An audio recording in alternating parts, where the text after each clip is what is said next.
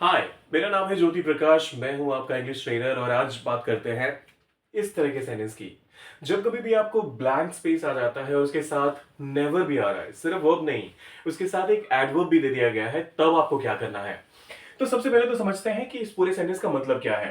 He dash this dish before tonight. मतलब आज के पहले ये काम हुआ ही नहीं, आज के पहले ये डिश उन्होंने या उसने खाई ही नहीं है। तो आज के पहले की बात हो रही है, तो आपके जहन में भी आ रहा होगा कि पास्ट टेंस का इस्तेमाल करते हैं।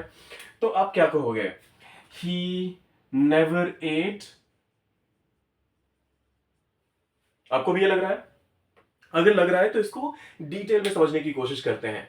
जब कभी भी आप किसी एक एक्सपीरियंस की बात करते हैं, और ये शायद कोई ऐसी डिश है जिसके बारे में जब आप बात कर रहे हैं, तो फिर आपने नेवर का इस्तेमाल कर दिया। जब कभी भी आप नेवर एडवर्ब का इस्तेमाल करते हुए देखते हैं, तो पहली चीज जो आपके जहन में आनी चाहिए वो ये कि हमेशा आपको परफेक्ट फॉर्म का ही टेंस यूज करना है।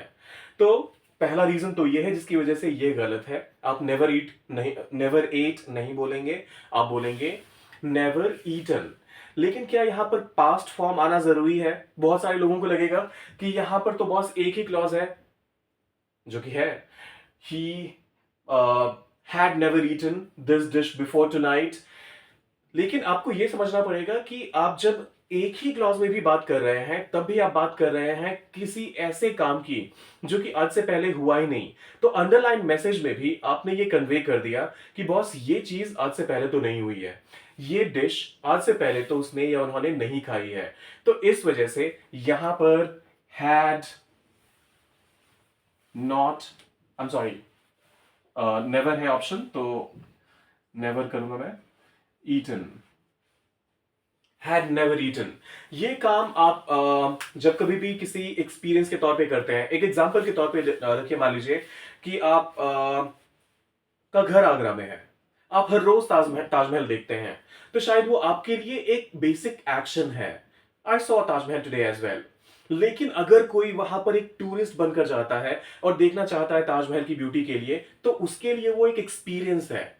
तो you might say I saw Taj Mahal today as well, but this person who is gone there as a tourist would say I have seen Taj Mahal or the Taj Mahal, I've seen the Taj Mahal today, which means कि यहां पर ये सिर्फ action नहीं है उसके लिए ये एक एक्सपीरियंस है, और वो भी एक लाइफ टाइम का।